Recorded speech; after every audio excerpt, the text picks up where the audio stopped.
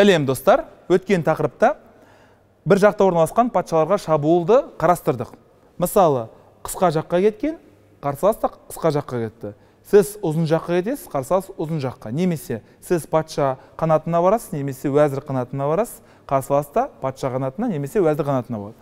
Бүгінгі біздің жаңа тақырыбымыз ол деген әр жақта орналасқан патшаларға шабуыл жасалады. Кеттік.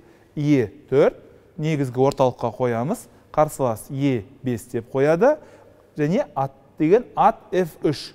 Ат F3. Мына негізгі орталықтағы атқа шабуыл жасаймыз. Сарбазға шабуыл жасаймыз. Ат C6, піл B5. Піл B5. Бұл жөнінде сіздерге айта кететін жағдай, бұл Испан партиясы. Испан партиясы кезінде Руй Лопес деген діни қызметкердің ойлап тапқан бастамасы. А6, піл C6, айырбастау варианты, DC, енді қарсылас деген ат C3 деп жүреді. Ат C3, піл C5, және қарсылас деген D3 деп жүреді.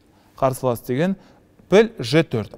Егер де сіздер бұрынғы сабақтарды мұқият қарайтын болсаңыздар, сіздер білесіздер, бұл байлау әдісі. Байлаудың үш түрі болады. Тік жолмен байлайды, қиғаш жолмен байлайды, және көлденең жолмен байлайды. Толық байлау бар, және толық емес байлау. Толық байлау ол деген патшаның қатысуымен болады, толық емес ол деген ойыншылармен және сарбаздармен. Піл деген I3. Піл I3. Қарсылас деген бұл жерде үлкен қателік жібереді. Бұл қателіктің орны неде? Бұл жерде I3-тегі пілді жемеу керек. Неге? Біріншіден қарсыластың F жолы ашылады, екіншіден орталықта, негізгі орталықта сарбаздардың құрамы көбейеді. Бұлай жегеннен кейін біз бұлай жейміз. Бұл жердегі мына сарбаздың ерекшелігі бұл күзетші сарбаз болады. F4-ті, D4-ті бақылап тұрады. О, және біздің жартылай F жолымыз ашылады. Қарсылас деген уәзір I7, біз деген өзіміздің патшамызды сарайға кіргіздік, және қарсылас деген өзінің патшасын сарайға кіргізді. Сонымен біз деген патша қанатына бардық, ал қарсылас деген уәзір қанатына барды.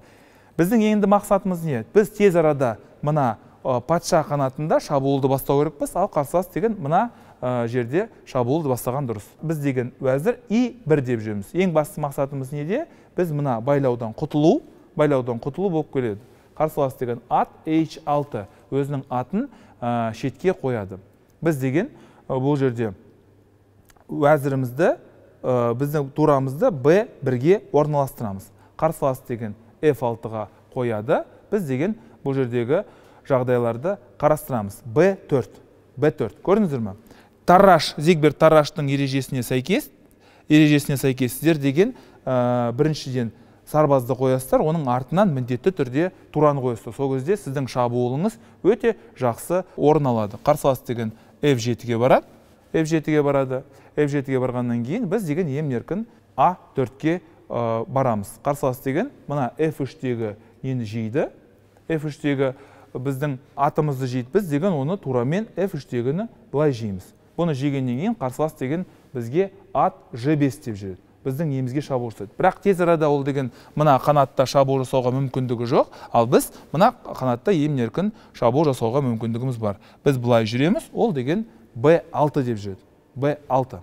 Сонымен бұл жердегі үшбұрышқа біз деген шабуыл жасаймыз. C6, B6, A6 үшбұрышына шабуыл жасаймыз. B5 деп жүрміз. Өйткені біз тез арада орталық тұрақты болатын болса, біз тез арада қарсыласқа әдемі осындай шабуыл жасауға тырысамыз. Ол былай жейді, және біз былай жейміз, және әрине қарсылас деген біліп тұр. Егер де оны былай жейтін болса, біз атымызды қосамыз іске, және мына қара патшаның жағдайы қиын болады. Сол себепті ол деген мына торларды және мына жолдарды ашпауға тырысады. A5 деп жүрге тырысады. Содан кейін біз келесі әрекетті пайдаланамыз, атымызды D5-ке орналастырамыз да, бұл атты ат форпост деп аталады. Ат негізгі орталықта тұрады, оны оң жағынан сарбаз көмектесіп тұр. Қарсылас деген уәзірді C5-ке қояды. Біздің ең басты мақсатымыз енді бұл атқа көмек беру. Оң жағынан және сол жағынан біз оған көмектесеміз. Қарсылас деген ат I6 деп жүреді. Енді біз деген не істеу керекпіз? Мына қарсыластың қорғанысын бұзып өту үшін мына D4-тегі орталықты қопару керек. Сол себепті дайындық жұмыстарын бастаймыз. Уәзір C3, әзірше біз дайын емеспіз, себебі мына жақта ат тұр, сарбаз тұр. Қарсылас деген бұл жерде амал жоқ, патшасын B7-ге барады. Біз деген дайындық жұмыстарын бастап кеттік. Былай қоямыз, ол өзінің турасын мына жерге қояды. Біз деген оған мынандай әдемі шабуыл жасаймыз. Қос соққы әдісін пайдаланамыз. Сарбаз деген уәзірге шабуыл жасайды, және мына сарбазға шабуыл жасайды. Олар бізді жейді, және біз оларды былай жейміз, және уәзір D6. Енді біз орталықты басып алдық. Орталықты басып алғаннан кейін бізге келесі қорғанысты бұзып өтуге тырысу керек. Қорғанысты бұзып өту үшін бізге не істеу керек? Тағы да осындай қорғанысты бұзуға тырысу керек. Егер де біз қазір C5 деп жүретін болсақ, ол бізді жейді, біз оны жейміз, содан кейін атпен ел аман жұрт тынышта өзіміздің сарбазымыздан айырылып қаламыз. Сол себепті оны болдырмау үшін біз деген не істейміз? Артынан былай қоюға тырысамыз. Зигберт-Тарраштың ережесіне сәйкес, егер де сіздің сарбазыңыз алда тұратын болса, оның артынан міндетті түрде ауыр фигураны қоятын болсаңыз, уәзірді немесе тураны қойсаңыздар болады. Қарсылас F4-ке барады. Қарсылас F4-ке барады. Біз деген C5-ге жүреміз. Қос соққыны. Ол мынаны жейді. Ат D5. Біз оны жейміз. Мына жерде жейміз. Содан кейін ол уәзірмен D5-тегіні жейді.